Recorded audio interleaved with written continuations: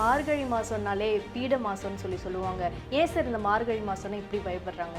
மார்கழி மாதம் பீடை மாதம் அப்படிங்கிறது கிடையாது. பீடை பிணிகளை அகற்றக்கூடிய மாதமாக இந்த மார்கழி மாதம் வந்துகிட்டு இருக்குது. மாதங்களிலேயே மார்கழி மாதம் அப்படிங்கிறது சிறப்பான மாதமாக, தமிழ் மாதம் 12 மாதங்கள் இருந்துக்கிட்டு இருந்தால் கூட மார்கழி மாதத்துக்குன்னு ஒரு தனி மகத்துவம் இருந்துகிட்டு இருக்குது. மார்கழி மாதம் முழுவதுமே நீங்கள் பண்ணக்கூடிய பிரார்த்தனைகள், அதாவது பொதுவாகவே ஒவ்வொரு நாளும் பிரம்ம முகூர்த்தம் அப்படிங்கிறது தினசரி காலை 4 மணியிலிருந்து 6 மணி இருக்கக்கூடிய அந்த கால நேரங்கள் பிரம்ம முகூர்த்தமாக சாஸ்திரத்தில் சொல்லப்பட்டிருக்குது.